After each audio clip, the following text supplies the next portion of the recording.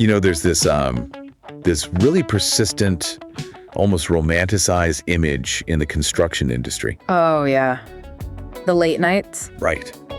The office is just completely dark except for the glow of a double monitor at like 2 a.m. Yeah. There are empty coffee cups scattered everywhere. And you've got an estimator or a project manager just furiously clicking through this massive labyrinth-like spreadsheet. Trying to finalize a commercial bid before the sun comes up? Exactly. And it's practically seen as a rite of passage, Oh, absolutely. Sweating the details, grinding through the night to win the job. To a lot of people, it feels like the very definition of hard work. It feels like hustle. But if you are a construction business owner listening to this right now, and that image looks a little too familiar to how your team operates, well, we need to talk. We really do. Because the paradigm has completely shifted. The contractors who are consistently winning the most profitable bids right now, they aren't grinding through the night. No, they're not. They are using specialized technology to cut their estimating time in half while, drastically improving their accuracy. So we've fed a massive stack of industry research, software spec sheets, and Smart Business Automator's market intelligence report into our system today. That's a lot of data. It is. And our mission in this deep dive is to extract the insights from those sources to figure out which pre-construction technology actually impacts your profit margins. And maybe more importantly, which ones are just expensive distractions. Right. Because that distinction between a distraction and a genuine asset is vital. We are looking at tools that fundamentally alter the financial trajectory of a project long before a single piece of heavy machinery even arrives at the site. Okay, let's unpack this. Why the hyper-focus specifically on pre-construction? Well, because, as a builder, your natural instinct is to look at the actual build phase, right? Yeah. The pouring of concrete, the swinging of hammers, managing the actual logistics of the job site. Yeah. That just feels like the place where money is physically made or lost. either way, yeah. So why are we starting our analysis at the desk instead of the dirt? Because pre-construction is where technology yields the absolute highest return on investment in the entire project lifecycle, period. Really? The highest? Absolutely. Think of the build phase simply as the physical execution of the reality you already created during pre-construction. Oh, that's an interesting way to put it. Right. If your initial estimate is flawed, or if your material takeoff missed a crucial detail, or your trade schedules aren't perfectly aligned before you mobilize, Then you're in trouble. you spend the entire build phase fighting an uphill battle. You are literally just managing losses at that point. No. Pre-construction sets the baseline financial reality. So the foundation of the building is actually the data you compile before the physical foundation is poured. Exactly. Wow. But to really understand the value of this modern tech, we have to look at the massive and often hidden costs of the status quo it replaces. We have to examine what we're calling the spreadsheet trap. Ah, yes. The spreadsheet. It is the ultimate comfort zone for contractors. It's so familiar. It is familiar, but relying on it is a remarkably dangerous way to run a multi-million-dollar business. I was looking through the source files, and there was this story about a mid-sized commercial builder last year who lost a $2 million bid. $2 million. $2 million. And it wasn't because their base math was wrong or their overall strategy was flawed. What happened? A junior estimator had dragged a cell down to copy a formula across 40 rows of material costs. Okay, standard spreadsheet stuff. Right, but the cell reference for the local labor burden rate was set as relative instead of absolute. Oh, no. Yeah. So it just shifted down into an empty cell. Yep. And it calculated a 0% labor burden for the entire bottom half of the spreadsheet. Oh, man.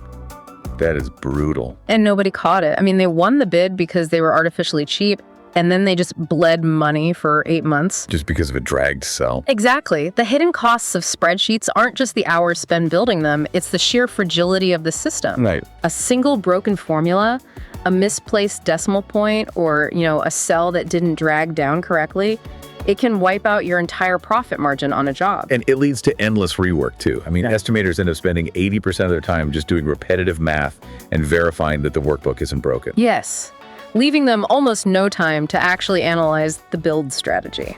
So the industry is clearly transitioning to modern estimating software and automated takeoff boosts to solve this. Yeah. But I have to push back here for a second. Okay, go ahead. If I'm a business owner, my immediate fear is that speed kills accuracy. Does an automated takeoff tool just make you arrive at a fundamentally wrong number faster? That's a fair question. Right. I mean, if a computer's doing the counting, aren't we losing the human intuition that catches weird anomalies in the architectural plans? That is easily the most common fear owners have when evaluating this technology, but it stems from a total misunderstanding of how the software actually functions. Yes, so. Automated takeoffs do not remove the human. The software uses algorithms to instantly quantify materials, but it doesn't do it blindly. Okay. Let's look at the mechanism.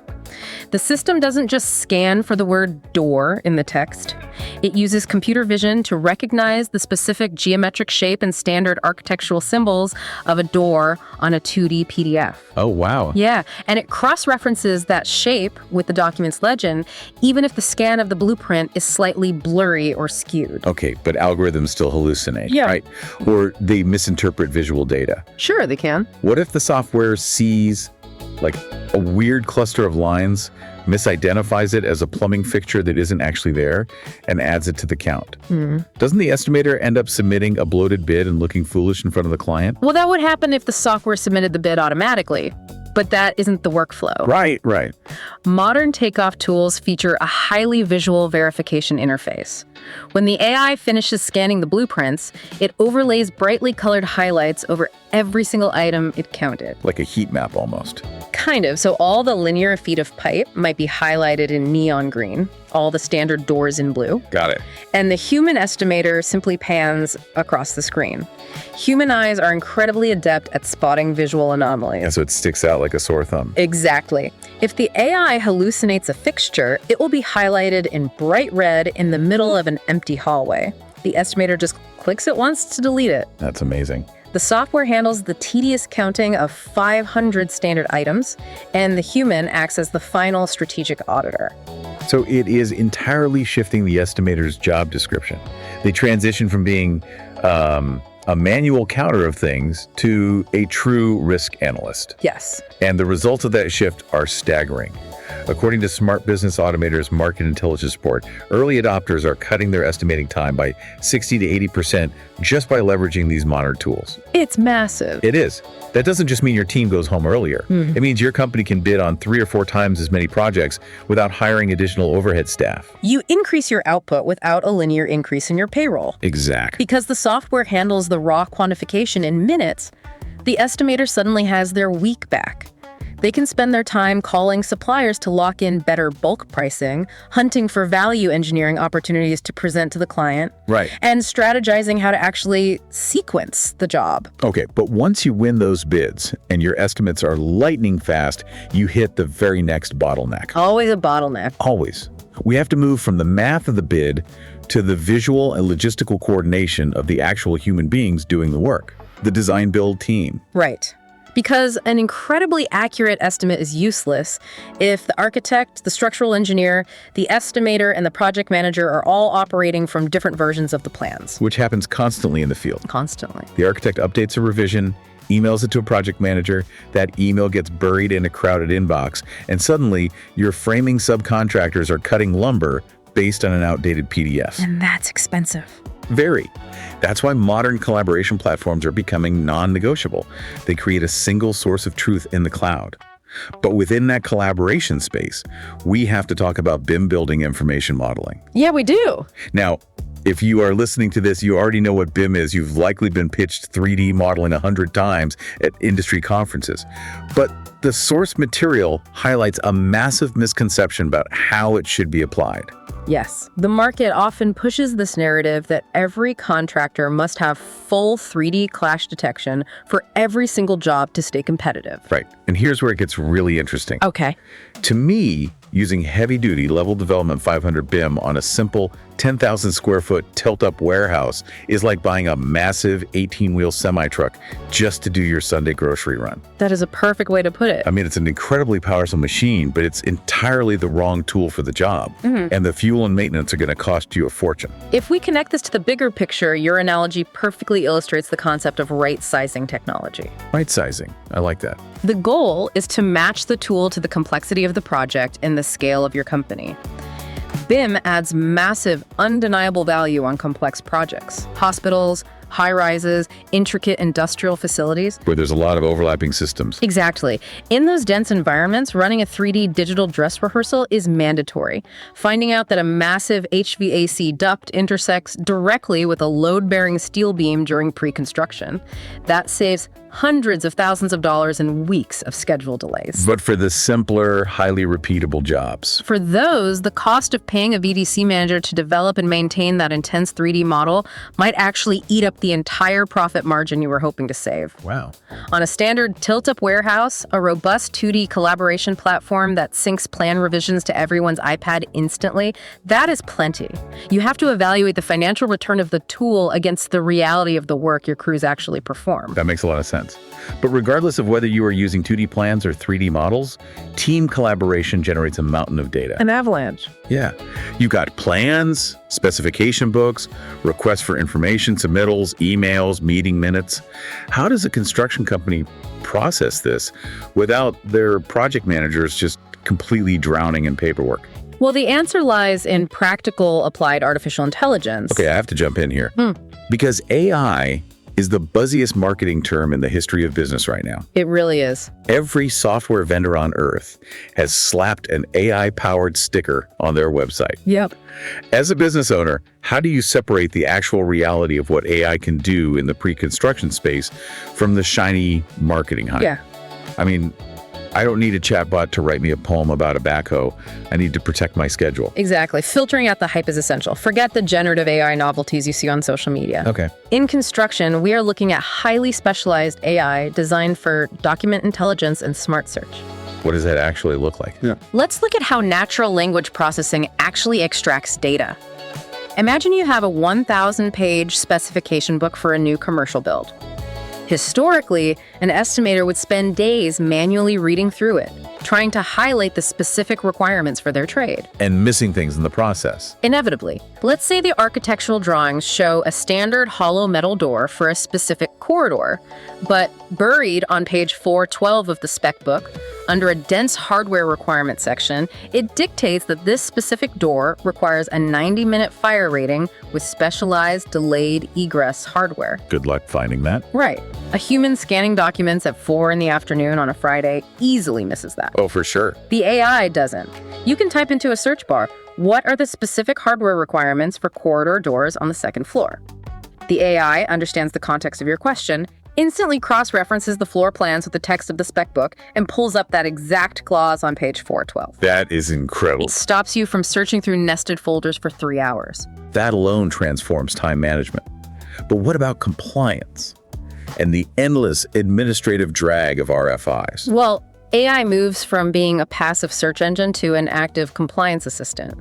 Because it can cross-reference documents instantly, it flags discrepancies before you submit the bid or order materials. Nice. Furthermore, when an RFI is necessary, AI uses the historical context of your past projects. Really? Yeah.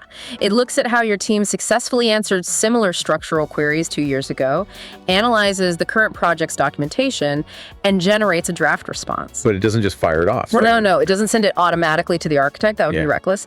It gives your project manager a highly accurate 90% completed draft to review, edit, and approve. Which brings us to the ultimate goal of pre-construction. Risk mitigation. Exactly. AI excels at pattern recognition. It detects schedule bottlenecks by analyzing your plan sequencing against historical data of similar projects. It spots budget variance trends incredibly early. So you're not caught by surprise. Right. If the client wants to move a structural wall, the AI runs a change order impact analysis. It instantly calculates not just the raw material cost of the new drywall and framing, but the cascading schedule impact of the electrical and plumbing reroutes that have to happen as a result. That is huge. According to Smart Business Automator's Market Intelligence Report, these specific AI tools are giving leadership unprecedented project health monitoring across multiple jobs. Yes. They are finally able to see exactly where the money is going in real time.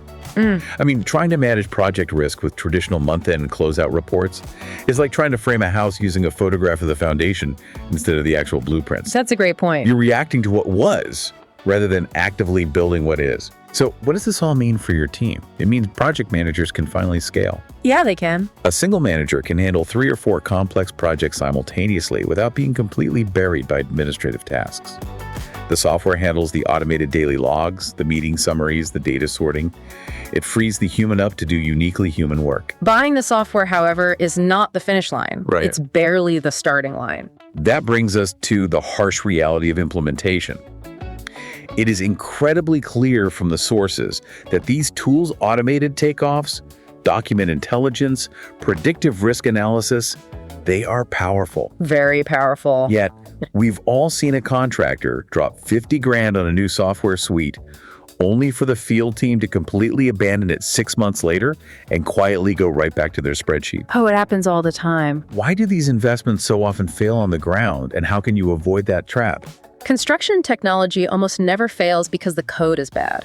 Interesting. It fails because of poor adoption.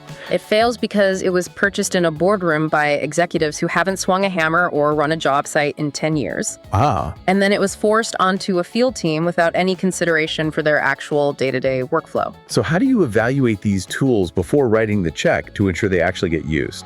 Our sources provide a vital framework consisting of 3 questions you must ask to evaluate if a pre-construction tool will actually deliver ROI. Okay, let's hear them. Question 1, does it solve a real specific problem that your team is currently complaining about? If you are buying software just for the sake of modernization, it will fail. You need to buy software because your team is specifically losing 10 hours a week to RFI management, and this tool solves that exact pain point. Makes perfect sense. Yeah. Question 2 would have to be about the field. Is it usable outside the office? Exactly. Because pre-construction planning quickly bleeds into field execution. If the user interface requires a master's degree in computer science to navigate, or if it doesn't work intuitively on an iPad in a concrete basement with terrible cell service, your superintendents will reject it on day 1. They absolutely will. And the third question is arguably the most critical for long-term success. The integration question. Yeah. I cannot stress this enough. If you buy a brilliant new pre-construction estimating tool and it does not talk directly to your existing project management stack, your enterprise resource planning system, your accounting software, and your field tools through open APIs, you have not solved the problem. No, you haven't. You have just created a very expensive silo. Let's look at the mechanism of why integration matters. An API acts as a digital bridge between 2 separate pieces of software. Right. In the old days, if your estimator finished a brilliant takeoff, they had to export a CSV file, format the columns manually, upload it to the accounting software, and pray the data mapped correctly. Which it rarely did perfectly. Right. Or worse, a project engineer had to manually type thousands of line items into the budget module. With a functioning API, the moment the estimate is approved, the software pushes that exact figure directly into the ERP's budget module. The systems communicate securely and automatically. Without that digital bridge, you are right back to human error and wasted time. Exactly. And this raises an important question about pacing.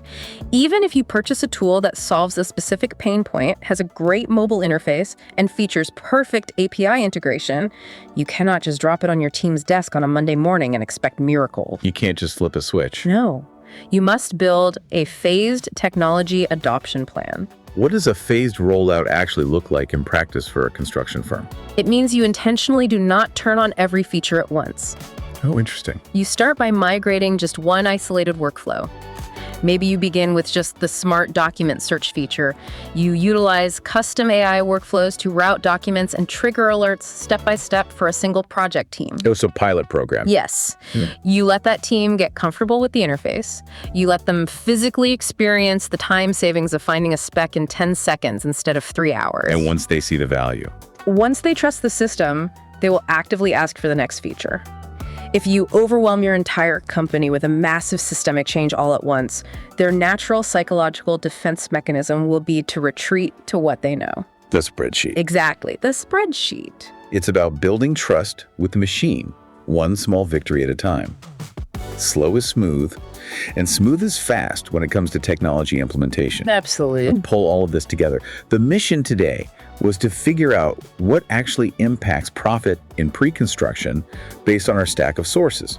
The path is incredibly clear. It really is. It starts with escaping the fragility of the spreadsheet trap and utilizing modern software with computer vision for drastically faster, more accurate takeoffs. Right. It requires right-sizing your BIM strategy, not buying the semi-truck for the grocery run to ensure your design-build team is aligned. It demands filtering out the hype and leveraging practical AI for document intelligence and risk detection to kill the administrative overload burning out your project managers. Spot on. And finally, you only survive the transition through phased adoption and demanding perfect API integration with your existing tech stack. It represents a profound shift in how construction businesses operate.